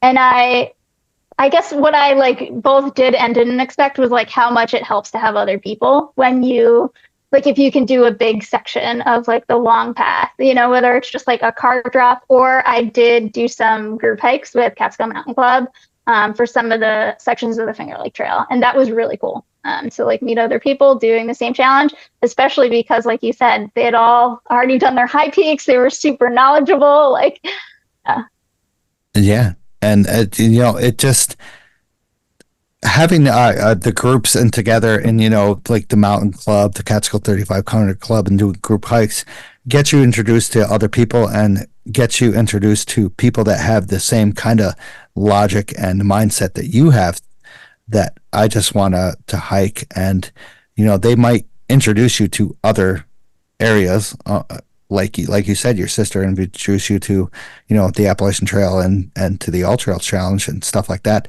And, I see that as well. Like you might get together with somebody like, Tad here goes and does bushwhacks at absolutely insane places, but you get that solitude. You get that remindness that, you could be alone out here in the nature, and that there was some time at a point during this time that there was absolutely nobody out here. And with the All Trails Challenge, there might be some places that are like that. I've been out in the Western Catskills like you have, where there are 6-foot tall ferns overtaking the area. And you are not like, you're like, man, somebody maintains this. You're like, man, this is absolutely phenomenal. Right? yeah. Yeah. So let me ask you, I get the impression on the one hand that when you did the Catskill Fire Tower Challenge, your planning was kind of casual for that. Spur of the moment, just leaving to set out to do the Red Hill Fire Tower. Next thing you know, you're doing the fastest known time for all 4 or all 5, right? Yeah. But what type of planning did you get into for the all trails? Did you map things out and like figure out this is how I'm going to go about finishing off all of these segments with all of these little offshoot like dead ends or little spur trails out to a road here or a road there? What type of planning did you do for that? Yeah, that's a good question. I think I probably started with the biggest chunks, and I definitely I had a spreadsheet. I mean, they give you a list of the trail names, but like sometimes it's really easy to see the spurs that say like 0.3, but there's also the big chunks of like the long path from whatever section to another section. So I planned those, like I did the long path in, I guess, 4 days, two 1-night trips. Yeah. And then the Devil's Path, I don't know. Yeah, maybe I think I did that. I think it was all the same year. I think I did that with Mo actually. And there was a Nice. group that went for the Halloween hike, which was really cool.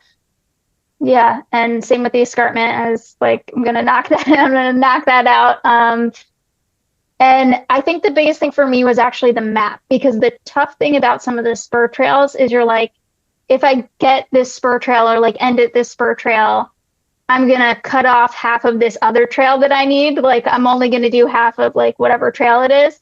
And the only way to really tell is like, or the easiest way is just to draw on the map what I did. So I have my good New York, New Jersey Trail Conference maps, but I got a Nat Geo map and I was just like, red, I've done this. And it was really fun too. So Nice. I mean, to see all that like red and stuff like that is has got to be accomplishment. Like you're like looking at that and you're like, oh, okay, I only have this amount.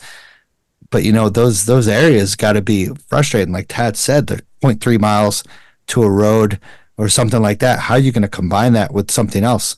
Like, do you only do the 0.3 miles and then you're done? Or hop in your car and drive to another. Right? yeah, Yeah. yeah. Yeah, it was definitely a lot of planning. Yeah, I like my finish was I tried to finish at Poets Ledge because that's in Palinville, and I was like, this is the town of Catskill. Palinville's the town of Catskill. I was born here. Like that's going to be my finish. It's a 0.3 like out and back off of the long path. I was like, I know I'm going to have to repeat a whole section of the long path, but I think it'd be really cool to finish on Poets Ledge. And I did, but I waited till December. Like it took me so long to finish the other ones. I'd never been there before. I got no view. I was like, well, Oh no. Where'd you start from? I started from the trailhead on 23. Yeah. Okay, so I'm trying to think of that road. Harding. Yeah, I thought it was like an M Mayors or something like that. But yeah, that's a brutal climb. I gotta admit that isn't easy. It's straight up basically like an old like carriage road, and then you have that spur right off of the Poets Ledge. What was your thoughts, you know, branching off of Poets Ledge, of the long path going all the way over below Catskill High Peak to kind of the area over on Santa Cruz Ravine? To be honest, I've never been there with Buttermilk Falls and stuff like that. Yeah. Oh, that was so nice. I think when I went there, actually, it was really wet. So I got a ton of bonus waterfalls. Yeah, I really enjoyed that section. Yeah. I'm looking to bushwhack that area. Yeah. And when you did that hike, did you do it as an out and back, or were you able to just through hike it with the car drop or hike it with somebody else? Yeah, the long path was all through hiking. So I did do Nice. it in two separate trips. The first one I got a car drop. The second one was really funny. My boyfriend gave me a motorcycle drop, which was interesting to put the full back on and like shove my poles in there and like leave my helmet somewhere in the woods for 2 days. But it was fun. So you did some overnighters. Yeah. Oh wow, that's absolutely fantastic. That's you know, most of the people I know that completed the Ultra Trail Challenge do it in a day, like day hikes. They don't do overnighters and such. So absolutely fantastic. What can you say about those overnighters? Did you have a good time, or was it an absolutely miserable experience? Yeah, I did. I'm trying to think if I slept in. I think it was like mostly solitude. I think maybe I did 2 or 3 overnights, and there was only one of the trips where I saw like other people, which it was cool either way. But yeah, it was. Yeah, it's always good to like not to get ahead of ourselves, but there's a challenge that I have on the super back burner to like stay in every lean-to in the Catskills. Like, yeah, it's just cool to spend time outside. There's so many other ones. What was the Tad? Do you know about the one where the outhouses lean to, or the outhouses challenge? The outhouses challenge? Yeah, no, I'm not into the outhouses challenge. I'm not aware of that, and I'm not signing up for it, and I'm not going to be proud to say if I ever completed it, nor would I try. Okay. So Sam, you got to look this up. You probably have a good amount of those out of your list. So is that strange patch in the background, Stosh? We see the outhouse challenge. The Finisher raccoon. number 1. Finisher number 1. Oh, I wish. I'm, you know, it has a raccoon on it. I forgot what it's called. I'll have to have my friend Yana enlighten me about it. But it is, Sam, you probably have so many of those crossed off of your list. And I'm sorry, You don't have to tell us. I did, Don't tell us, Sam. what's wrong with it, with having a good time of Well, I'm sorry, to taking a poop in the woods, man. Fun. Batavia Kill is, one of my experiences. I'm sitting on the top of Batavia Kill during the winter, and then all of a sudden, I realized that the people down below going up the Batavia Kill up can see me. I'm just like, oh, this is not cool. You're sitting. I understand. It's a thunderbox. Yeah. Yes, I get that. So I'm hearing that this is the inception of a new segment on this podcast. It's going to be recent hikes and recent cat holes in the Catskills by Stosh. I won't tell anybody about my cat holes. No way. That's a map we don't want to see. Not at all. Not at all. So Sam probably has so many of those crossed off our list. So I will send you that link, Sam, and you will get that list probably crossed off in the fastest known time. So returning to a more serious note, Sam, I am on the 5-year program to complete the All Trails Challenge. And it seems like I'm still on year number 1, although I'm easing into year number 2. And I find doing these little stub trails to be the annoying part. You're hiking along, you've got like a 0.3 of a mile spur here out to a road, maybe a half a mile or a mile spur elsewhere. What's your recommendation to somebody like me? Should I, when I come across those little spurs, should I just do my out and back and check it off the list, or should I just blow by it, keep through hiking this trail, and then double back on another day and pick off all these little spurs? What do you say? I think I hit all the spurs except for Poet's Ledge, which I was saving. Some of the ones in the Western Cats, though, it's like if it's 0.3 miles, I'll hit it. But some of the ones that really ticked me off were like, it's a mile out and back dead end, and there's no parking at the end. That one I might have saved. I remember being really mad, but I was like, if I don't do it today, I'm going to have to come back. So That's the crazy part about it is you just have all these little trails out there. They're like these little nuances of trails that you need to cover. And I'm going to try to pull up one while Stosh asks you another question.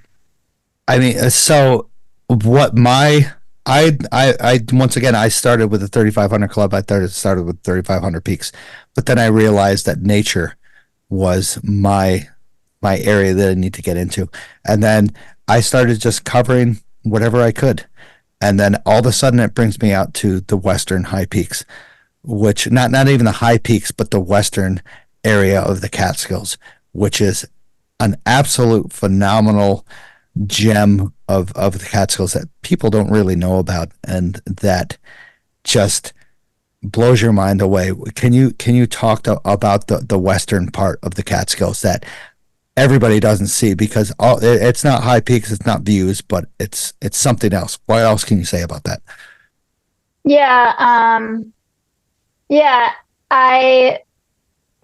I think it's water for me. Like there's Big Pond and Big Pond and Alder Lake or Alder Pond, and then Little Pond, and then like the reservoirs, which were definitely some of my favorite spots, overlooking different reservoirs in Ashokan. Not that I don't love Ashokan, but I've seen it a lot. Yeah, you're reminding me of Little Pond, the campground on Little Pond. Yeah, when I was doing the Touch Me Not Trail last summer, I hiked down and went around the Little Pond, and it's a really neat camping area. If you want to go someplace and car camp in the Catskills, I highly recommend Little Pond. It's got a great vibe. It's as scenic as you can get in the Catskills. Hiking up that Touch Me Not mountain was a very scenic hike. I enjoyed it tremendously. And when I hiked it that day, I went out to Beach Hill Road. And then the next time I went out to the Western Cats, I hiked the Middle Mountain Trail and started at Pelnor Hollow. Do you remember that? Do you remember the end of Pelnor Hollow Road? Does that ring a bell? Yeah. Is that the really long dead end that I Well, it's a dead end, but they have all these surveillance cameras at the end of the road. Do you What? remember seeing those? Yeah. So I go out there early in the morning. I'm in my Jeep. I'm going to drop my Jeep there and then ride my bike out to where I'm starting, my bicycle. And that's how I do these long segments Nice. is I do a bike and hike. And I actually flip-flop when I saw that because it was kind of creepy out there. And it turns out, though, I say that my initial vibe was this was a really weird place, kind of like a deliverance theme or vibe to it. And so I rode my bike out there. I dropped the Jeep at the other end. I rode the bike out there because it's easier to hide. And once I was done hiding the bike and got on the road and I started hiking towards the trail, a couple of guys came up in these pickup trucks and they turned out to be really nice. I wasn't expecting to have a pleasant experience with them at first. I was kind of expecting them to, you know, be a little stern or uh, upset with my presence, but they turned out to be okay. And I just through hiked through there and went up that Pendlore Hollow Road, and it turned out to be a rather pleasant hike. So, did you have a similar experience with hiking that section? It's kind of Yeah. weird. That is the Yeah. vibe of the Western Catskills. And Yeah. but I do like I don't know, I don't know if it's like me being female, but I do feel like people are always like, oh, like I think it's gonna be terrible, and they're like, oh, how you doing? What are you doing? So it works out. Yeah, yeah. I think I did that with a group too because that does make the dead ends less Mhm. painful. Is when you're Yeah. not the only one who has to slog through it. But that's Yeah. also the day when I was hiking out that trail. I was running into one patch of tall ferns after another patch. And I was going through like the third or fourth patch of these shoulder high or higher ferns. I looked down at my feet and I saw a snake ball. You know what a snake ball is? It is what you think it is. It's a ball of snakes frolicking in the tall ferns. Nice. So I was by myself hiking out of this kind of weird deliverance area of the Catskills, encountering these snake balls as I was hiking through the tall ferns. So that so far on my all trails challenge, which I probably have 5 more years to finish, that was the weirdest spot so far. I mean, Seen it. the Western Catskills, like you said, Sam and Ted, just brings a whole another vibe. Once again, because they're more domesticated than the high peaks and stuff like that. The Northern Catskills, once again, there are not as many trails up in there in the Northern Catskills, but we have over in the Western Catskills are parts where it's more domesticated, but you get away from, like you said, the Little Pond and Alder Lake. You get a little bit beyond that. Nobody goes beyond that. And it is secluded as heck. I've traveled upon the Willowweemek area, which I find absolutely phenomenal. Balsam Lake, you're going south from Balsam Lake, Alder Lake, and you hit places where nobody had been in months, absolutely months. That one path going over the Beaver Kill, the Willowweemek, I call it the Willowweemek Bridge, where it's a suspension bridge, one of the only like two suspension bridges in the Catskills. You're just like, damn, this is very unique, and it brings you to a whole nother area that you would never believe that's in the Catskills beyond the high peaks. That hiking would bring you to the secluded areas where you would be one with nature. But Tad talked about, once again, those spur trails, like what you said you did the escarpment trail. So now once again you have these little spur trails off the escarpment going down into maybe Batavia Kill, Layman's Notch area, or over beyond going into the Hudson Valley and stuff. Now you have these little 0.3, 0.5 miles that you have to complete. Was that frustrating that you were like, I got to do this again? Yeah, those were pretty easy because because they were close to my house, Okay. my weekend house. But so I was living basically Sullivan County during the week and Greene County on the weekends. The Sullivan County ones were tough. Those were the ones where I tried to do every spur trail. And oftentimes it was a weeknight and I was going into dark. But yeah, Wow. they were fun. Like a raccoon really scared me one night. After that, I actually dragged my roommate out for one, and there was an intersection, and I don't see it on my Nat Geo map. I don't know if it's on the New York New Jersey Trail Conference one, but there was an intersection called Times Square, which was really fun. It was like Friday night. We were like, oh, I'm at Times Square Friday night, no one around, totally dark. It was The absolute complete opposite of Times Square. yeah. So were there any times where you thought that you wouldn't be able to do this? I don't think so. Yeah. Just because like I had just came off the AT, so I felt pretty confident. There were times when I regretted like how I finished and like kind of cutting it so close. Like I wanted to finish it in a calendar year. That was more important to me than like getting the views. So yeah, I wish I planned it a little bit better at the end, but wouldn't trade anything I did. Well, I mean, but still, you had that experience that, I'm trying to see how many other people have. Under 100 people I've had. So, absolutely a phenomenal time. But, did your experience ever change the thought of the way you looked at Catskills beyond the high peaks? I know you did this before the high peaks. What did you think kind of like of the All Trail Challenge before you did the high peaks?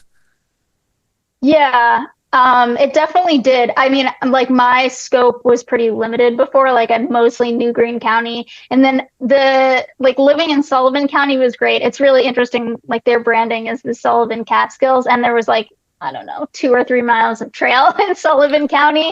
But I enjoyed it. And I did get to explore more of like, Delaware and Ulster counties. I think what you mentioned about just like it being more developed in the Western Catskills and, not flatter, but less like really steep elevation change is true. And it's interesting from a park perspective of where they drew the lines for the park. It's also interesting from a reservoir perspective.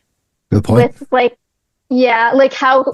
how like where they decided to place the reservoirs and like how like where the watersheds were. That was another cool like map feature is like this is the watershed boundary for this reservoir and this reservoir. Wow. Very good points because, once again, Tad traveled along the Neversink area. You probably with the Western Catskill has about the Rondout area. Up in the northern part, we have the Schoharie area.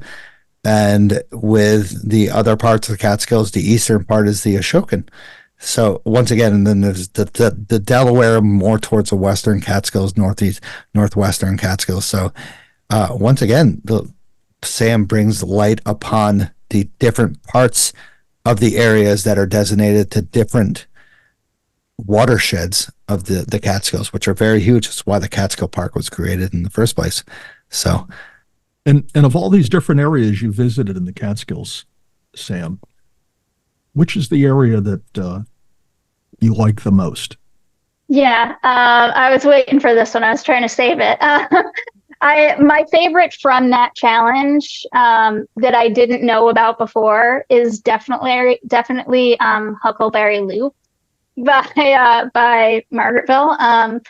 It was just really cool to see like different features of like you're walking through a couple different ferns, but then it changes back to forest, I think, and just no one there. And I did it when there wasn't a ton of leaves, so I got some views of the Pacton, and I haven't done it since, but I am ashamed to say that because it's a really great area. One of the best parts about the Huckleberry Loop is the fact that it is a loop. So you can, with one vehicle, one stop, do the entire loop as a single hike, and it does take you through a variety of Catskill terrain. There's some logged out areas. There's some limited old growth areas, and then there's that one epic hemlock grove or stand that you hike through, and it seems to be one of the larger and more endless groves along the way. And then the way I did it, I hiked it counterclockwise. So when I came through there, then after that, I came through that section where there's just a lot of interesting old stone walls. I don't know if you remember those. Yeah, I love a stone wall. That was a good description. I'm glad you did it justice there. I try to take it in. I'm not like Stosh running up the mountain with my 40-pound pack and my litter thrown over my shoulder. I'm taking my time. I'm putting him to sleep. He's like, yeah. And then when you twist your ankle, Barone, I'm out there to rescue you.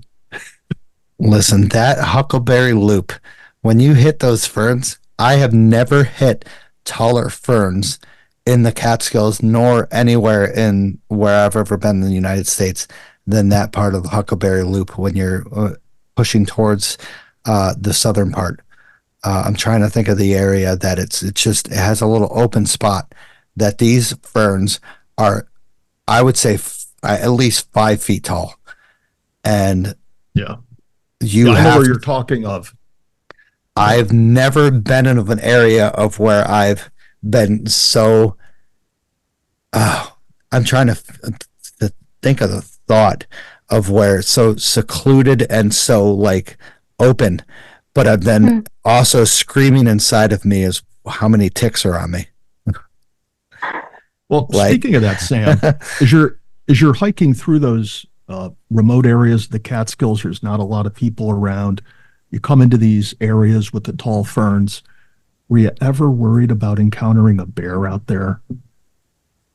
I wasn't. I did encounter one, I think near Phoenicia, that was like super scared of me. But like, again, the year before with the Appalachian Trail, those bears were a lot more used to people. So that was kind of tough. I saw 7 in one day, something like that. Wow. It was like insane. Wow. Like I would pop around the corner and they would be there. And like, thankfully they would always run away. But yeah, after that, I was like, okay, it's fine. Did you have any other like times of when you were doing the Fire Tower Challenge that you were kind of like a little skeptical of the area and you were unsure of how you would feel in it and you didn't have any like expectations like, yeah, I'd complete this or?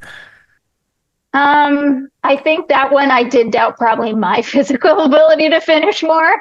Yeah, just because it was night. I mean, that was one of the first challenges that I did like pre-major into hiking, like in denim jeans, like, I don't know, right after high school or something with my sister. So I was like, I've at least been to all these before, but yeah. Nice. I mean, we've all been there. We've all been there. No shame at all in this, with the denim jeans. I hiked in khakis, not denim jeans. So khakis was my thing. I grew up hiking in jeans. Yeah. That's my generation. It is. Levi's and a pair of leather hiking boots, external frame pack, and a canteen. We didn't have water bottles. We had canteens. I'm not that old. Yeah. Hard. Heavy metal. Heavy metal canteens. That's where it came from. A couple guys out hiking, were bored, started strumming on their canteens. So, Sam, is there any trail that you would never get tired of?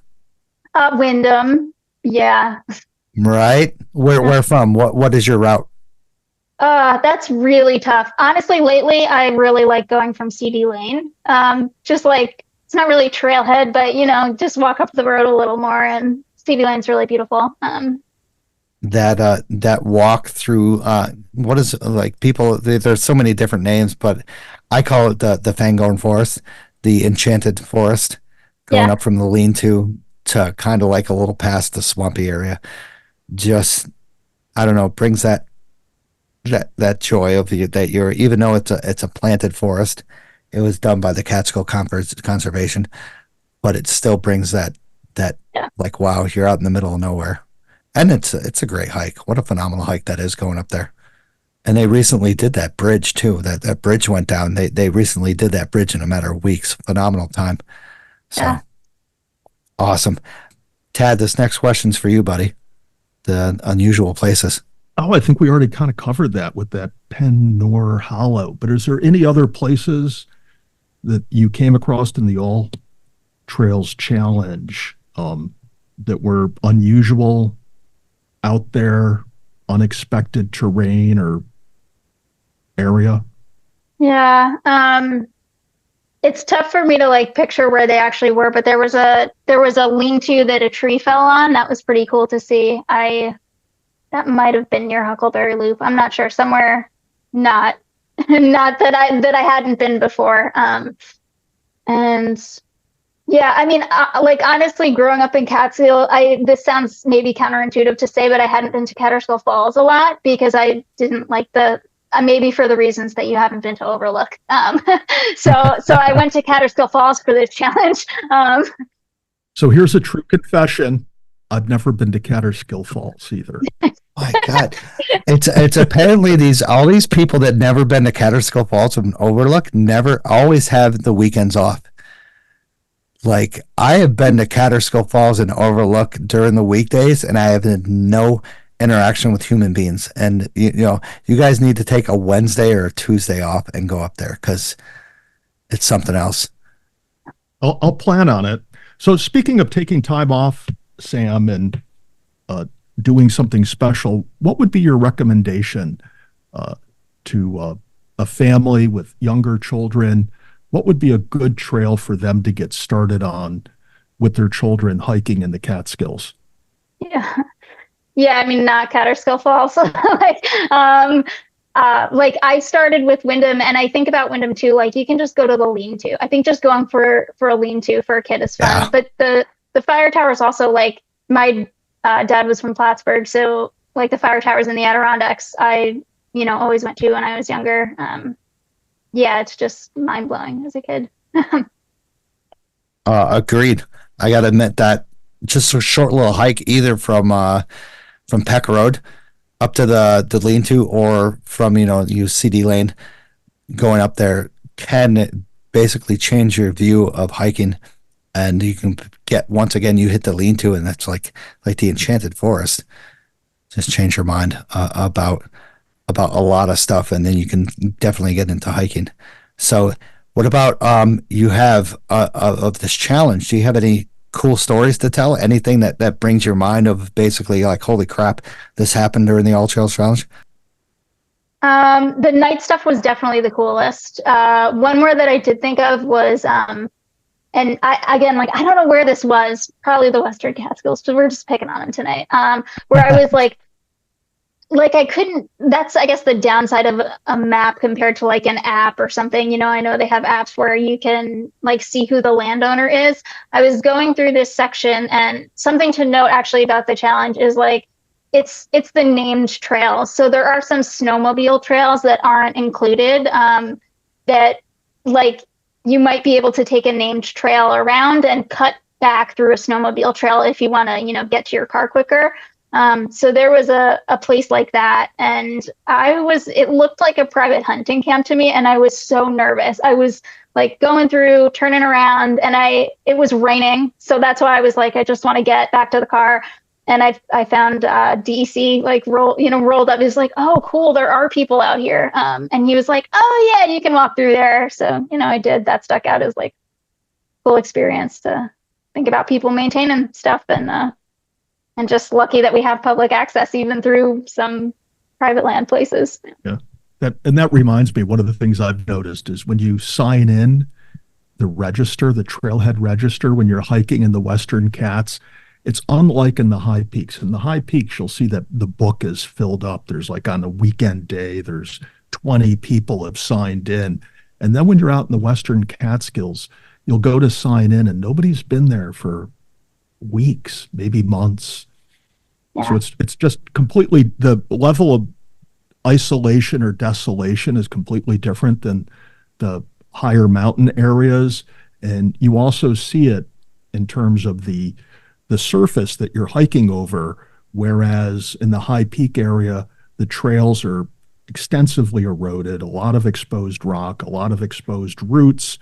and the trails are wider. Whereas when you're hiking in the Western Ghats and on these other seldom used trails, there's very little sign or evidence of foot traffic going through there. It's almost like you're walking, 50 or 60 years ago before people had discovered the Catskills like they have in the past 10 or 15 years, it seems.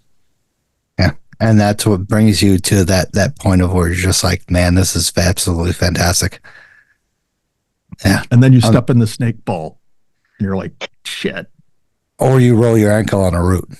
And you're just like, God damn it. Like, why am I doing this? So any words of wisdom you want to share for the listeners to do this All Trails Challenge? Completing, keep going? Yeah, it's cool to be on the 5-year plan. I got a couple other challenges that I'm on the 5-year plan for. I think you said it best when you said check for ticks. Well, it is tick season. It's right here now. Yeah. It's they're starting to show up in your backyard in the lower elevation. So bring your tick spray. Absolutely ridiculous. March 19th. Absolutely ridiculous that we're saying that. So, Ted, I'm pretty sure what did you have about anything else? Do you have anything else that you want to add? Oh, yeah. So one of the things that I'd like to ask you, if you don't mind, because I see this reported very often in whether it's online, in the literature, is the female who hikes solo. And you're often asked, aren't you afraid going out in the woods alone, hiking? And so when I, heard you were coming on, Stosh told me, what your backstory was in doing the All Trails Challenge, I thought that was an obvious question to ask you. But then I get the impression that you're also going out there and camping overnight alone as well. Okay. So maybe this question's particularly pertinent to you. Not only are you hiking solo in a remoter part of the Catskills, but you're also camping out alone at night. So what is it that you would say to another female who wants to go out in the woods, hike solo, and maybe even camp out overnight alone? Yeah, I mean, I think, it's normal to be nervous about that for any human, but, also for females. And I think I have a skewed perspective because I did grow up.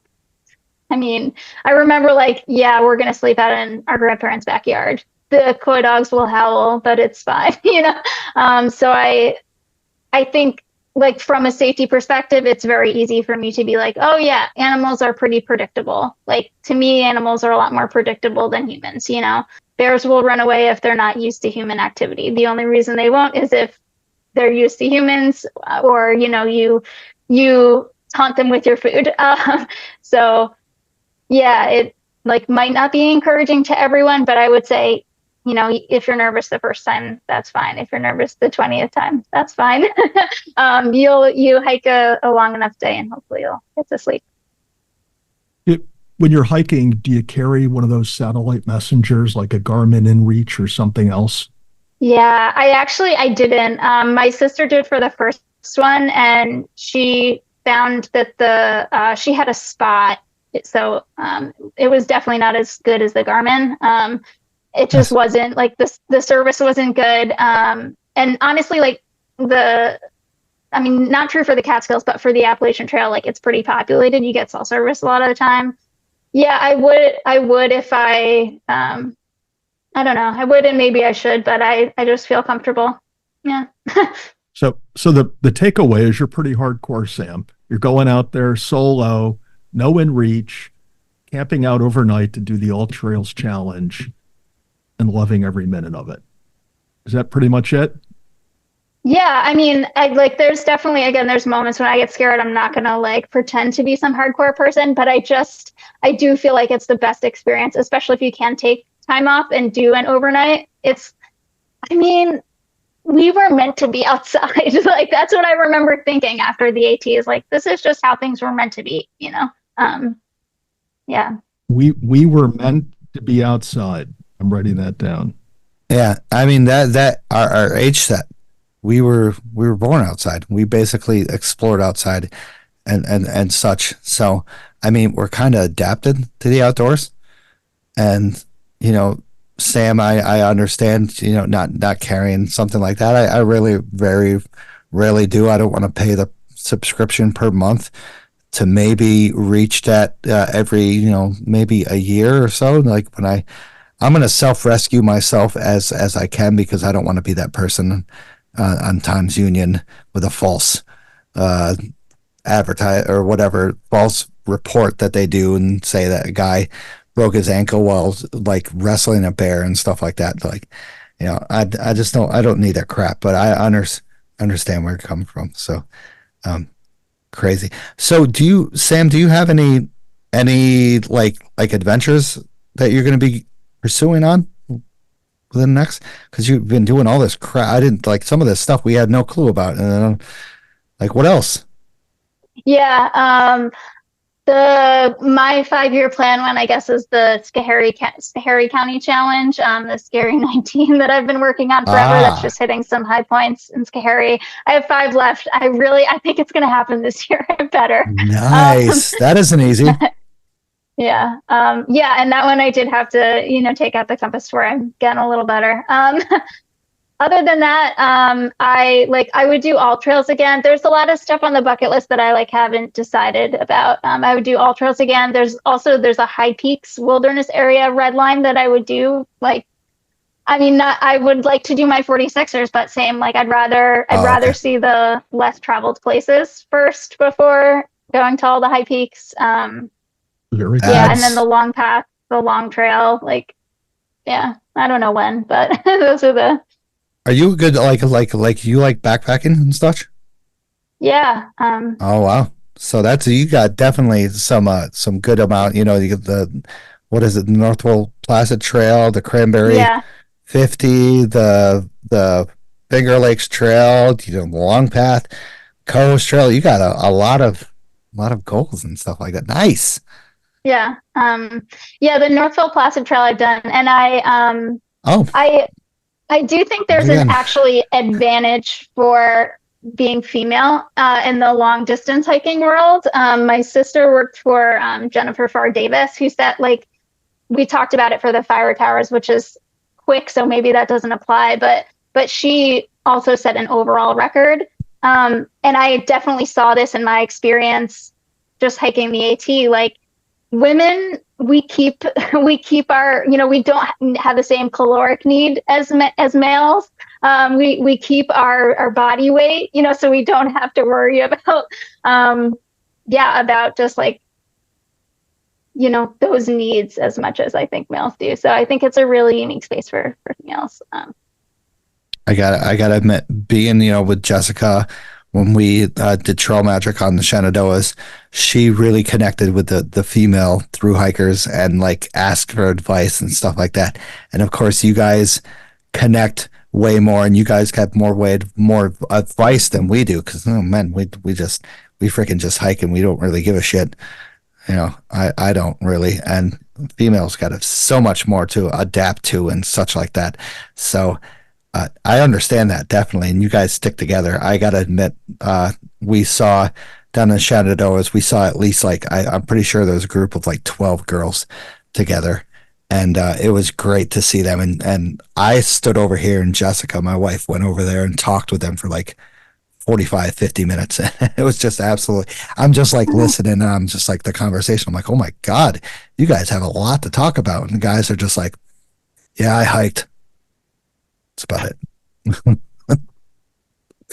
That's about it. You got to admit, it's true. It's true.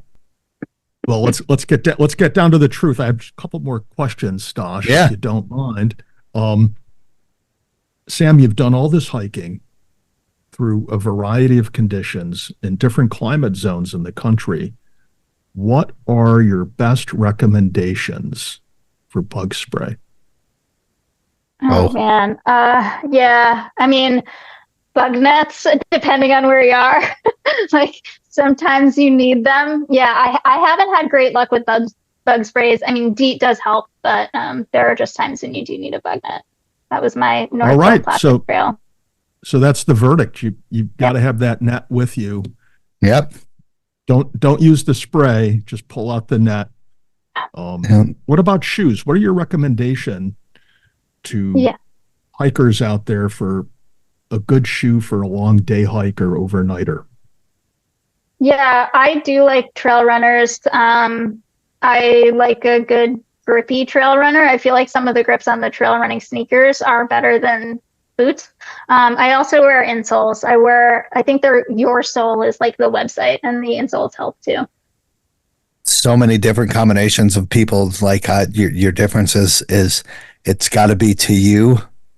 But like I've heard so many suggestions on everybody's different aspect of what it is, and I can't come up, like what you like, Tad. You probably have a preference. Sam, you have a preference, and it floats all over the place, and it's so crazy. There's so much out there. So what I would like to know is why the insoles? What made you start using a insole? Yeah, I do have a little bit of flat feet, and I noticed, actually, I think it was running in high school. Like I got knee pain, and when I used insoles, it fixed it because everything is connected. So, if you're having whatever knee, like even hip issues, it might be connected to something down at the base. So there we have it. Get some insoles to eliminate the knee and hip pain. Excellent recommendation. Correct. I agree. I do that as well for my daily job when I walk on flat concrete surfaces for 30,000 steps. You definitely need to adjust, and especially when you're starting to get over 30 years old and your knees start to decay and your back starts to decay and everything just hits the shitter. It's horrible. So, all right. So thank you, Sam, once again for talking about the All Trails Challenge. Really appreciate it. Let's wrap up the questions with post-hike brews and brights. What do you got suggested for your favorite place to get some brews or something to eat after a hike? Yeah, I don't usually go out a lot, but I do. Maeve's Place, I know someone shouted that out before. That's a good coffee shop in Phoenicia. Shout out to Brio's. I haven't heard it in a while, so just going to go with the original. What was that? Shadow to Brio's? Brio's, the pizza Brio's. shop. Okay, yeah, that's actually a phenomenal place, I gotta admit. It's one of the best views in the Catskills. Sitting down there and having a slice after a long hike. I don't know. The Woodstock Brewing has a beautiful view. I'm just looking at the plate. After 10, 12, 15 miles on the trail, it's what's on the plate that matters to me. It's not the view out the window. Okay. That's a whole different perspective. So, once again, thank you to the monthly supporters and the monthly sponsors. Really appreciate you guys. Soon, I would like to make this, even though this is at the end of the show, I'm going to be making a massive donation because of the supporters and the sponsors to a local Catskill organization.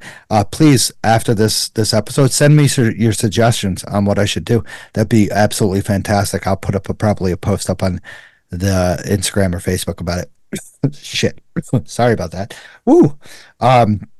Thank you to everybody who has donated, given me some hard ciders or coffees. Really appreciate it. Thank you, everyone who's still listening. Thank you, Sam, for joining me tonight and also joining me on the Alzheimer's Association. I really appreciate it. We raised some money. We kicked some ass, especially for our first freaking year. I was very proud of us.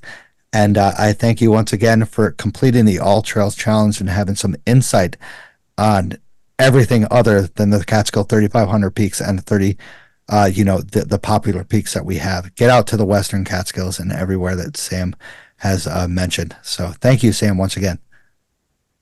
Yeah, thank you. All right. So, Sam, thank you for joining me. Tad, thank you for joining me tonight. Really appreciate you guys. Thanks, Stosh. Thanks, Sam. Thank you. All right. Have a good night.